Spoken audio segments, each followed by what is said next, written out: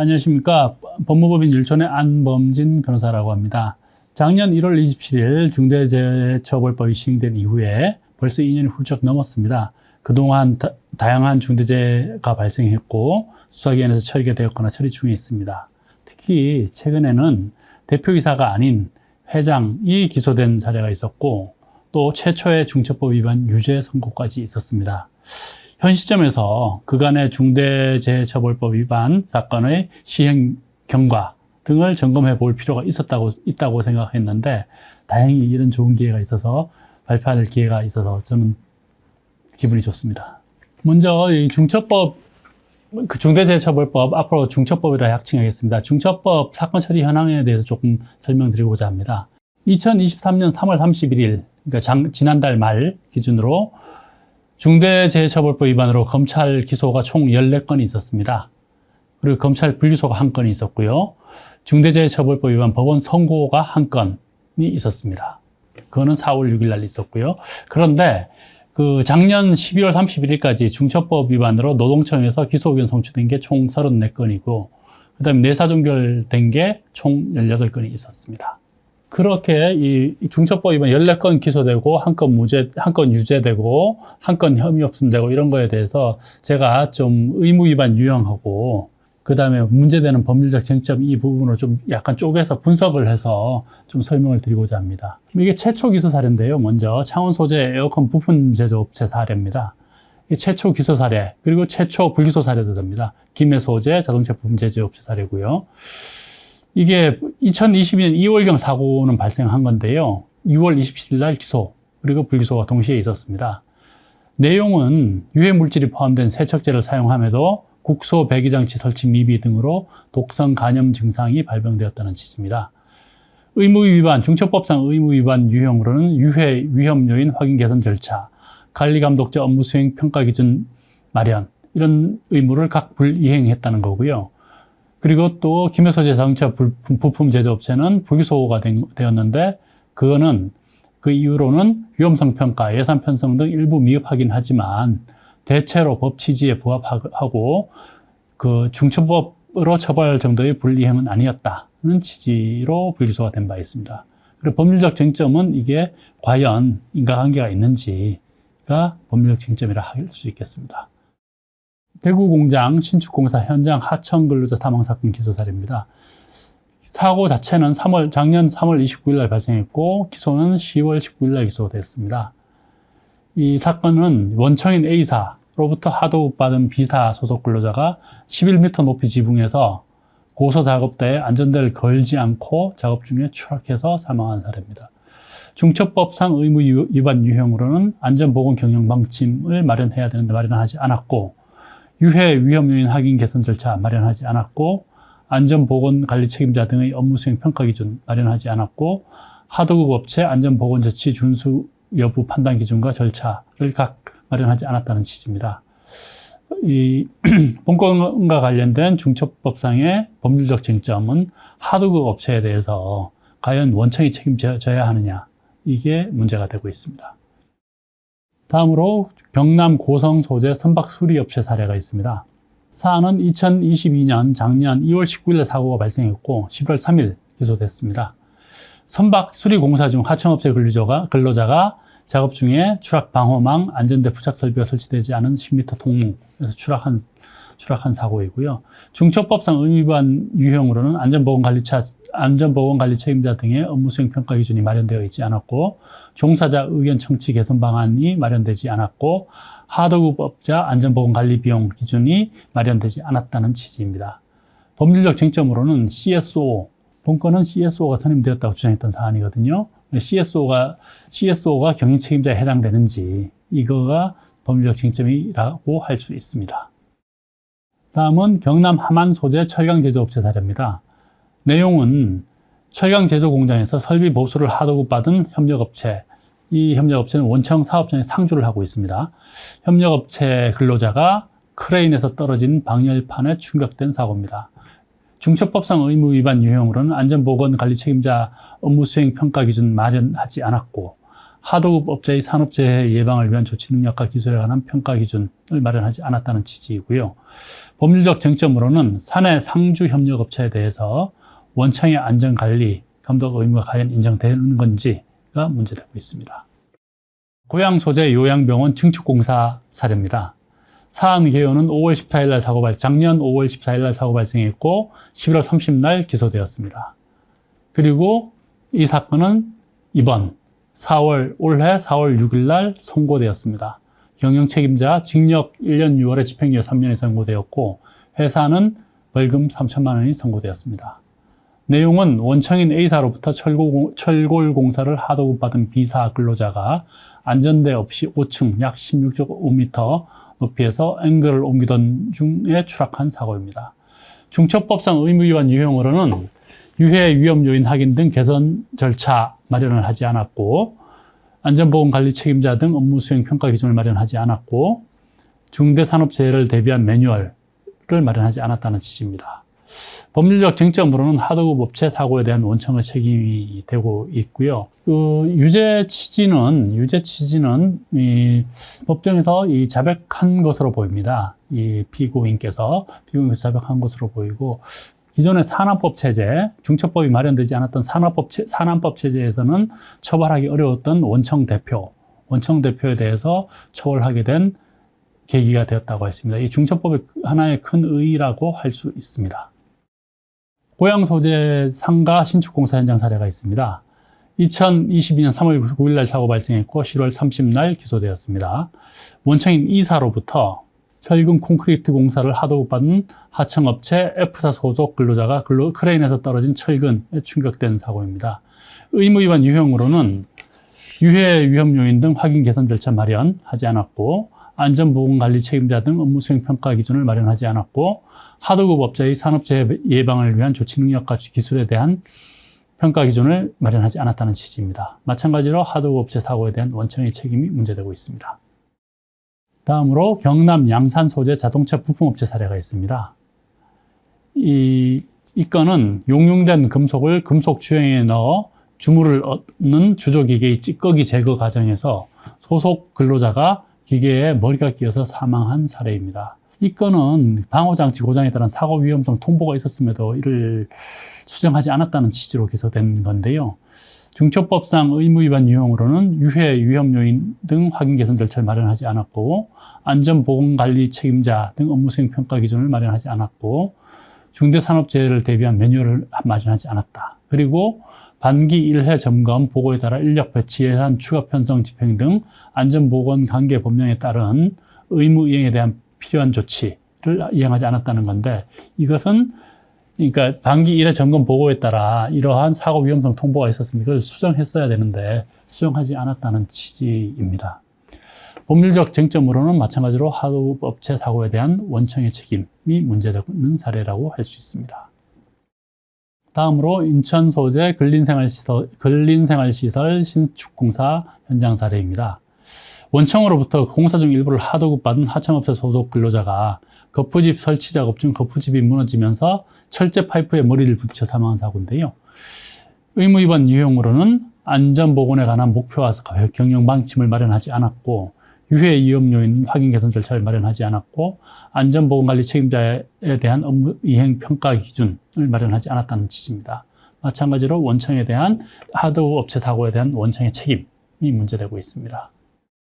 춘천 소재 교육지원청 이전 공사 현장 사례가 있습니다. 사고는 2022년 2월 26일 날 발생했고요. 작년 12월 29일 날 기소되었습니다.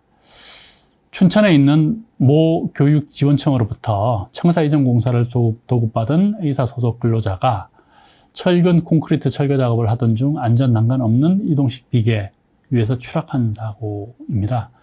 중첩법상 의무위반 유형으로는 안전보건에 관한 목표와 경영 방침을 설정하지 않았고 안전보건관리 책임자 등 업무수행 평가 기준을 마련하지 않았고 중대산업재해를 대비한 매뉴얼 마련 등 각 매뉴얼 마련을 하지 않았다는 취지입니다.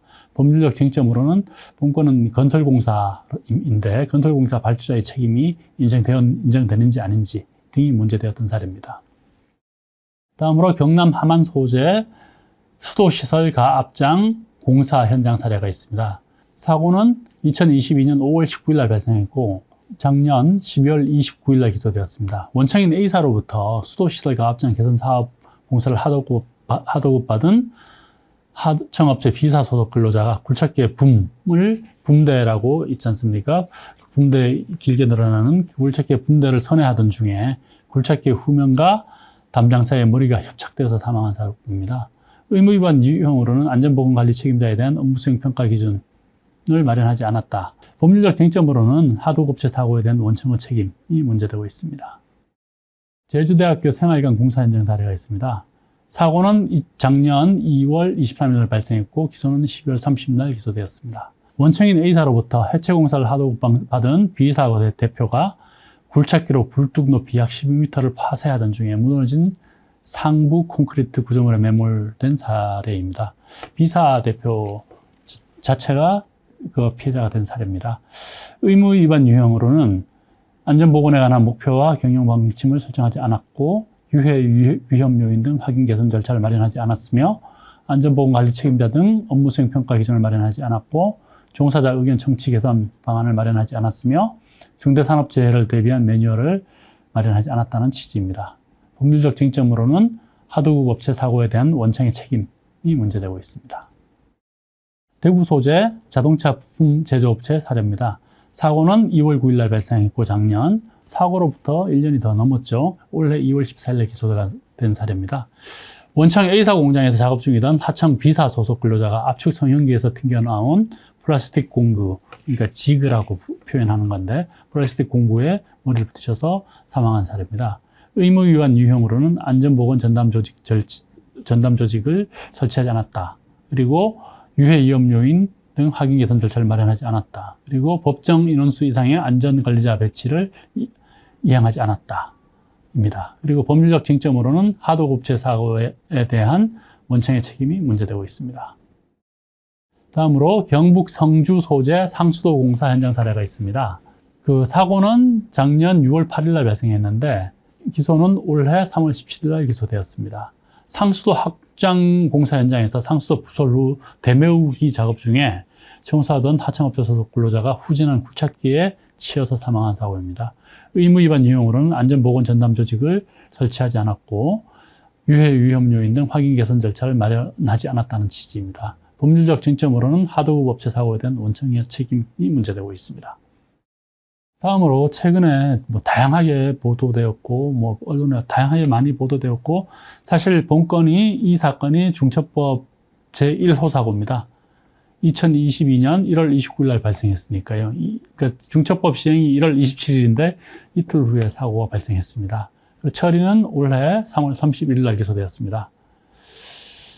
채석장에서 토사 약 30만 입방미터가 무너져 내려서 그 팀에서 작업 중이던 근로자 3명이 매몰된 사고이고요.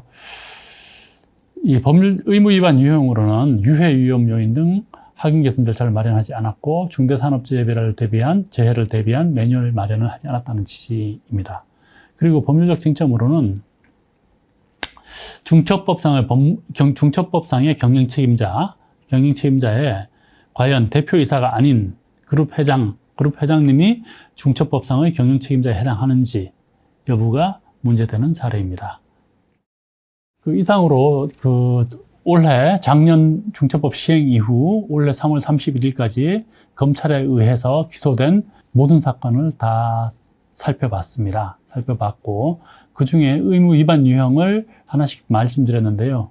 그러면 의무 위반 유형에 각 몇 건이 문제가 되고 있는지 어떤 의무 위반 유형이 더 문제되고 있는지 이게 좀 궁금하실 것 같아서 그걸 하나씩 좀 쪼개서 분석을 해봤습니다. 먼저 안전보건 경영 방침이 마련 안 되었다는 이유, 그러니까 중처법 시행령 4조 1호죠.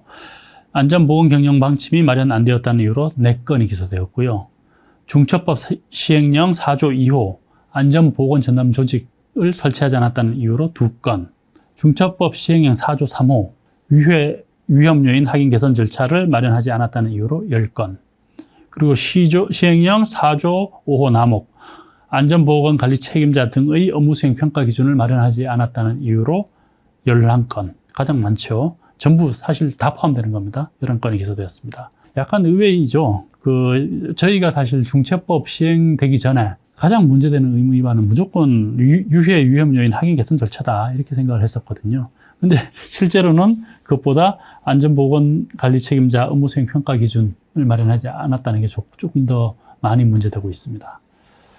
그리고 중처법 시행령 4조 6호 법정 인원수 이상의 안전관리자를 배치하지 않았다는 이유로 1건, 그리고 시행령 4조 7호 종사자 의견 청취 개선 방안을 마련하지 않았다는 이유로 2건, 시행령 4조 8호 중대산업재해를 대비한 매뉴얼을 마련하지 않았다는 이유로 5건, 그리고 시행령 4조 9호상의 하도급 업자의 산업재해 예방을 위한 조치 능력과 기술에 관한 평가 기준, 하도급 업자 안전보건관리 비용에 관한 기준, 하도급 업체의 안전보건 확보 조치 준수 여부 판단 기준과 절차를 마련하지 않았다는 이유로 총 4건이 기소되었고, 마지막으로 시행령 5조, 보통 시행령 4조가 문제됐는데 시행령 5조 2항 2호 반기 1회 점검 보고에 따라 안전보건관계 법령에 따른 의무 이행에 필요한 조치를 하지 않았다는 이유로 1건 기소된 바 있습니다. 다음으로 어떤 쟁점이 주로 법률적으로 문제됐는지 그걸 좀 살펴보겠습니다.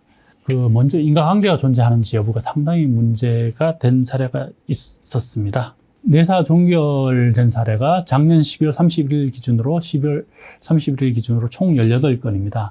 물론 그 18건의 내사 종결된 사례가 전부 다 인과관계가 문제돼서 인과관계가 없다는 이유로 내사 종결된 것은 아니지만 그중에 상당수가 인과관계가 없다는 취지입니다.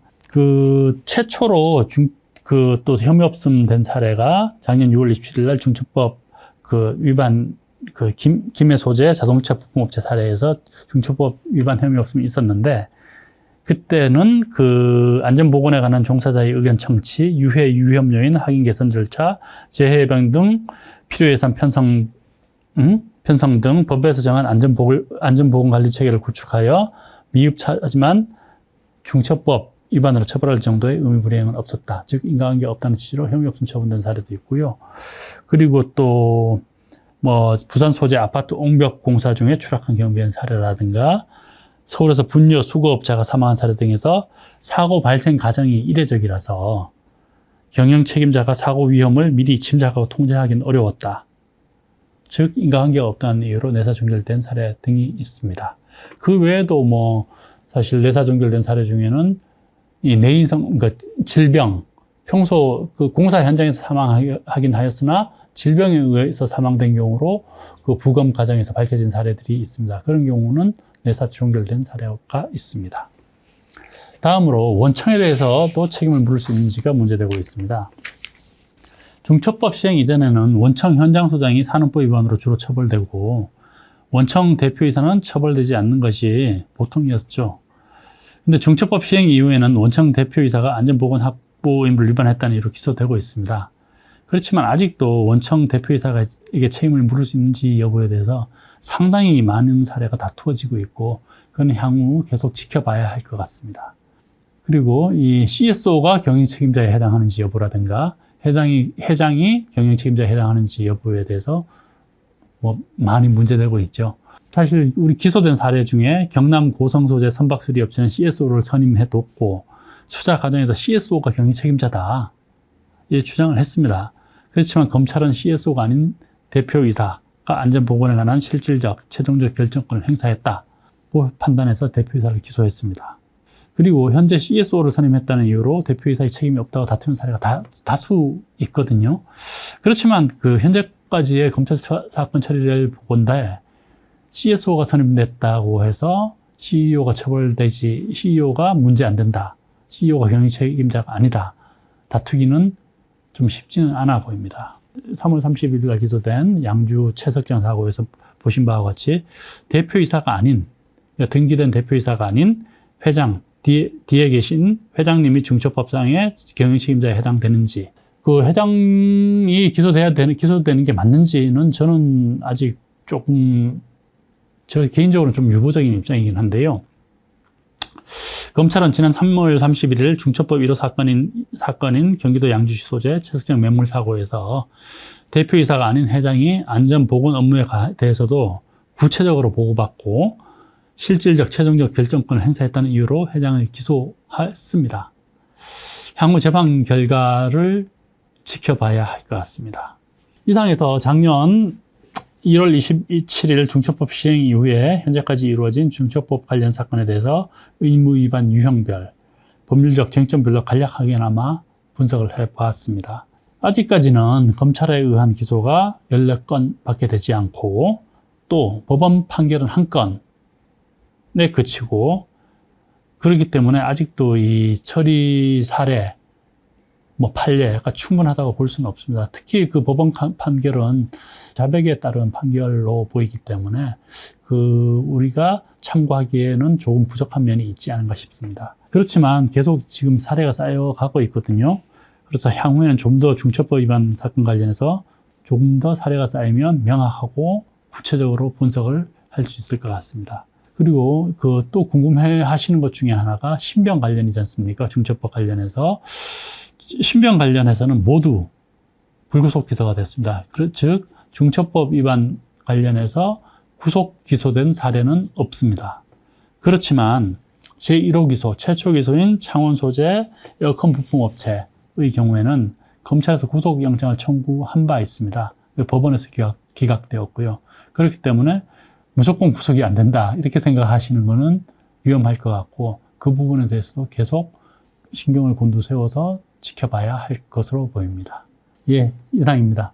감사합니다.